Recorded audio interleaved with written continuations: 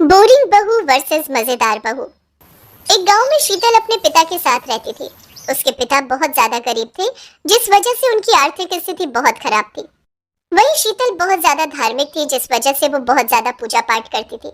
उसे देखकर उसके पिता बहुत खुश हुआ करते थे। एक दिन की बात है, शीतल मंदिर जा रही होती है, तभी रास्ते में उसे सुरेश मिलता है। सुरेश सेठ रामचंद्र का बेटा था।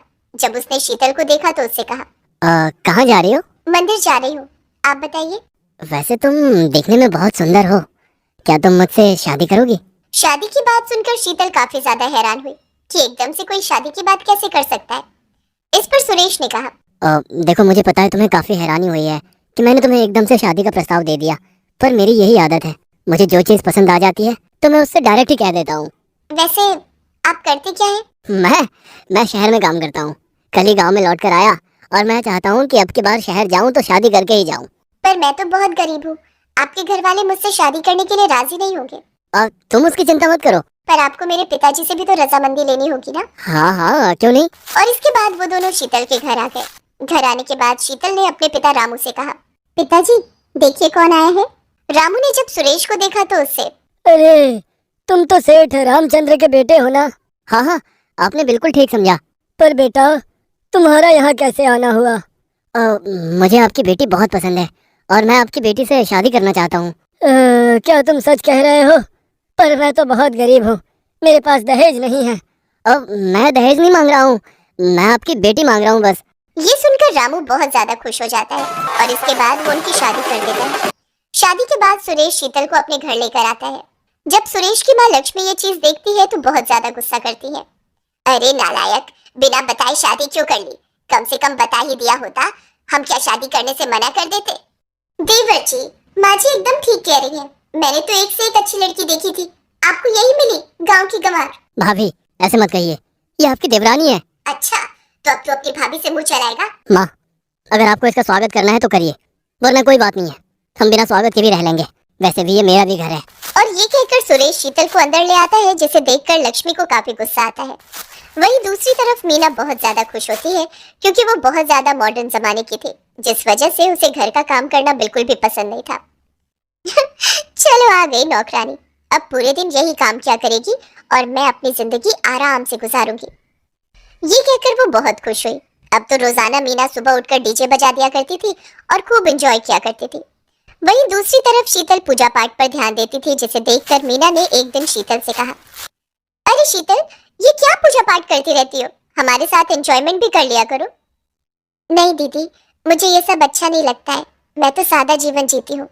हाँ हाँ, मुझे पता है तुम गांव की हो, इसी वजह से मैं शहर से आई हूँ, मुझे ये सब अच्छा नहीं लगता है।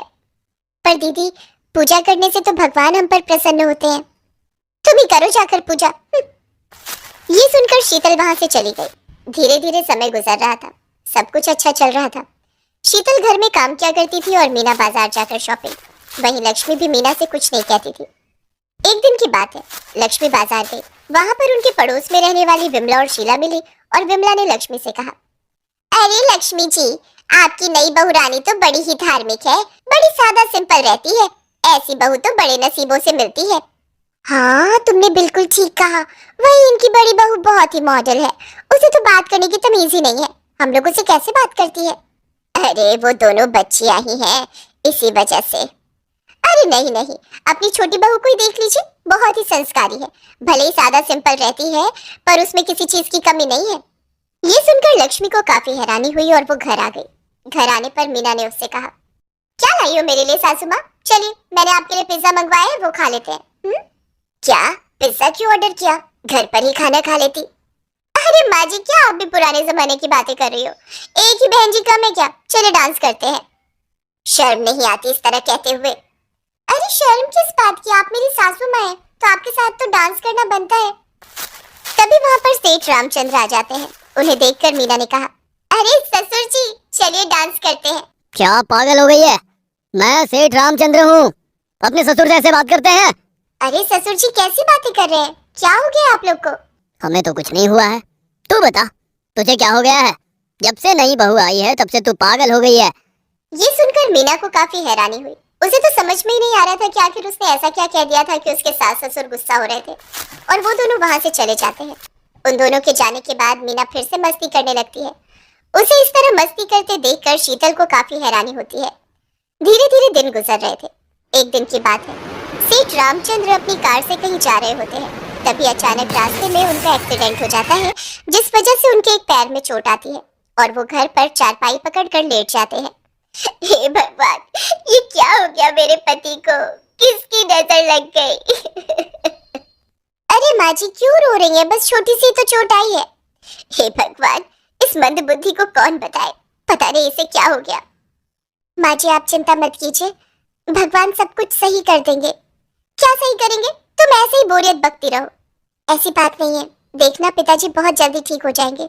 मैं रोजाना घर में पूजा और आरती किया करूंगी। और इसके बाद शीतल उसी दिन से घर में भजन कीर्तन करना शुरू कर देती है। उसे ऐसा करता देखकर मीना काफी ज्यादा बोर होती है और अपनी सास से कहती है, देखिए ना माँ जी ये क्या कर रही है, इसे समझाइए ना। अरे थोड़ी तो शर्म कर ले, ये पूजा पाठ कर रही है जिससे तेरे ससुर जल्दी ठीक हो जाए। तुझे तो कुछ करना नहीं है। हाँ हाँ करूंगी, क्यों नहीं करूंगी। अभी देखो डीजे बजाती हूँ जिससे पिताजी एकदम नाचने लगेंगे। ये सुनकर लक्ष्मी अपना सिर पकड़ लेती है। वहीं दूसरी तरफ शीतल मन लगाकर पूजा पाठ करती थी। और एक दिन की बात है, फिर सेठ रामचंद्र को प्रसाद देने गई। पिताजी ये लीजिए प्रसाद, आप इससे जल्दी सही हो जाएंगे। अरे मुझे इसकी जरूरत नहीं है। जिस घर में तेरी जैसी बहू हो वो तो बहुत जल्द सही हो ही जाएगा। तूने मेरी इतनी सेवा की है कि मैं तो बिना दवाई के ही ठीक हो रहा हूँ। ये सुनकर शीतल बहुत ज्यादा खुश हो जाती है और कुछ ही दिन बाद सेठ रामचंद्र ठीक हो जाते हैं। और एक दिन की बात है, मीना बहुत तेज नाच रही होती है, तभी अचानक उसका पैर फिसल जाता है और वो गिर जाती है, जिससे उसकी कमर में बहुत चोट आती है। हाय राम, मर गई, जल्दी से कोई उठाओ आकर। शीतल भागकर आती है और मीना को उठाती है। इसके बाद डॉक्टर जब मीना को देखते हैं तो उसे बेड रेस्ट के लिए कहते हैं, जिस पर लक्ष्मी ने मीना से कहा, और कर ले डांस, और करना है डांस, जब देखो तब डांस करना और फालतू की बात, अब पड़ी रहना खटिया पर। ये सुनकर मीना को काफी दुख होता है, पर शीतल उससे कहती है, आप चिंता मत कीजिए दीदी, आप जल्दी ठीक हो जाएंगी।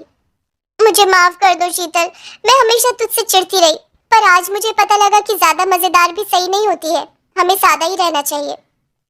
ये सुनकर शीतल बहुत खुश होती है और फिर वो मीना की बहुत सेवा करती है, जिससे मीना कुछ ही दिनों में पूरी तरह ठीक हो जाती है। ठीक होने के बाद मीना ने शीतल से कहा, अगर आज तुम नहीं होती तो पता नहीं मेरा क्या होता, शायद मैं अभी तक खटिया पर ही पड़ी रहती। अरे दीदी आप ऐसा क्यों कह रही हैं, आप तो मेरी बड़ी बहन समान है। ये सुनकर मीना बहुत ज्यादा खुश हो जाती है और अब मीना भी शीतल की तरह पूजा पाठ में मन लगाने लगी थी, जिसे देखकर लक्ष्मी और सेठ रामचंद्र बहुत खुश थे।